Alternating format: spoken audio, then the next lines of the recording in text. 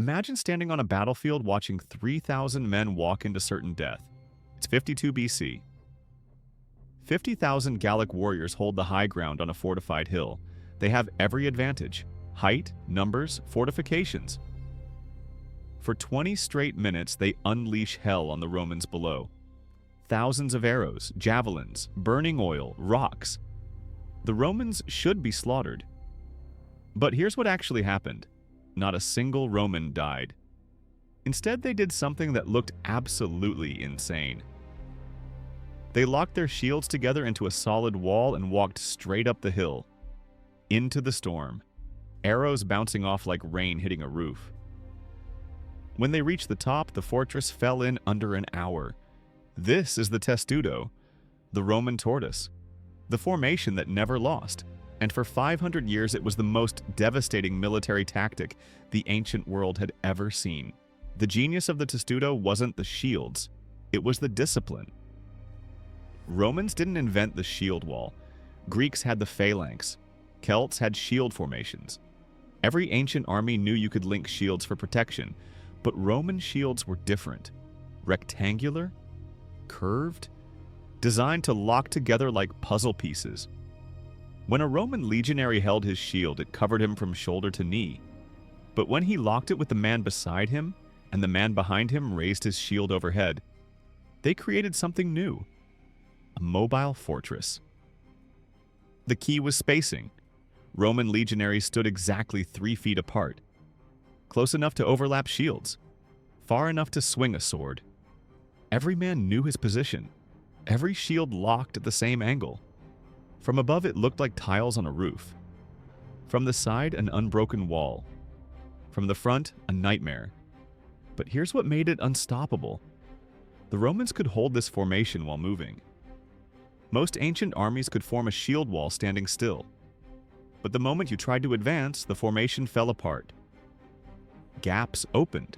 Men tripped. Shields separated. Not the Romans. They trained for this. Hours every day. Locking shields, marching in formation, maintaining gaps. A Roman legion could form Testudo, march 2 miles under arrow fire, climb a hill, and arrive at the enemy line still in perfect formation. And that's when the killing started. Here's how the Testudo destroyed armies. First, it made you invincible to ranged weapons. Arrows, javelins, sling stones, anything thrown or shot at you just bounced off. Ancient armies relied on missiles to soften up enemies before close combat. Against the Testudo, those weapons were useless. So the enemy had 2 choices: wait for the Romans to reach you, or charge them. If you waited, the Romans closed distance, then the front rank would drop the Testudo and switch to standard fighting formation. Shields forward, swords out. And now you're facing fresh, uninjured legionaries who just walked through your entire missile barrage without a scratch.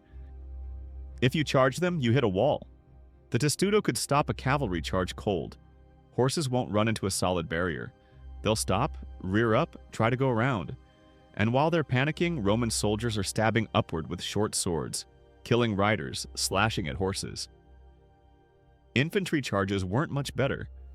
You're running full speed at what looks like a solid wall of shields. You hit it. Your momentum stops. You're pressed against shields, can't swing your weapon. And from the gaps between shields, Roman swords come out. Short, stabbing strikes. Into your stomach, your groin, your thighs. You can't even see the men killing you. The Testudo wasn't just defense, it was a weapon.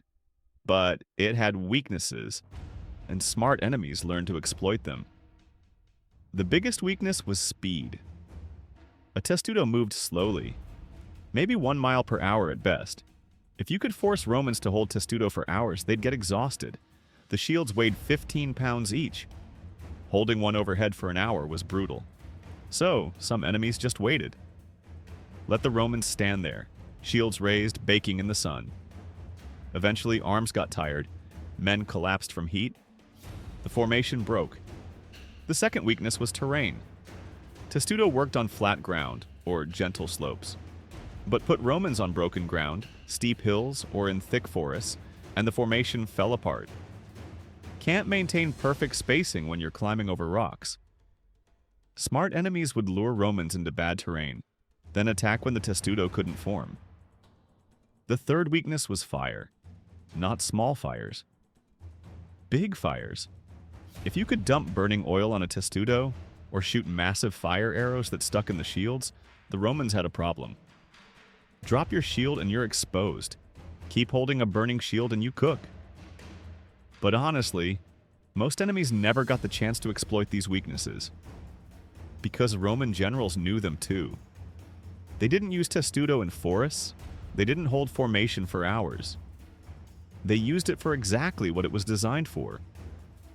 Closing distance under fire, breaching fortifications, breaking cavalry charges, and in those situations it was nearly perfect. The Testudo won battles for 500 years, but it didn't survive Rome's fall. Here's why. The Testudo required three things Rome had and medieval armies didn't.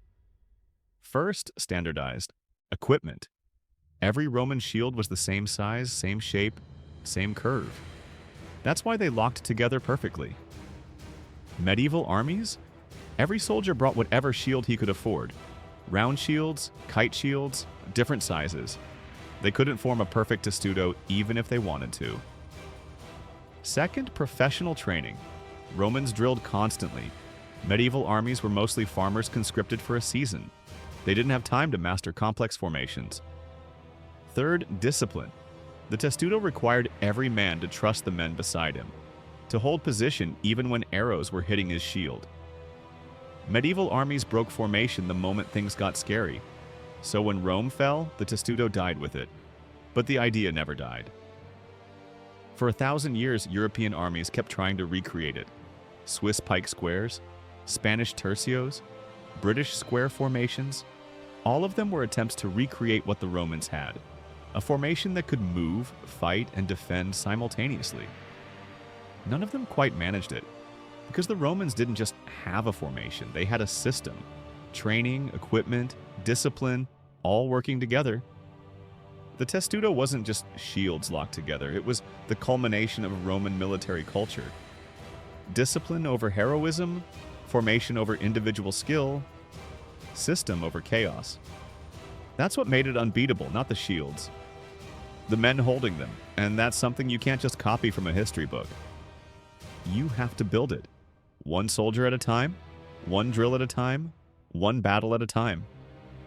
The Romans spent 500 years perfecting it, and for 500 years when Roman legions locked shields and started walking, their enemies knew what was coming. An unstoppable wall, moving forward, never breaking, the Testudo.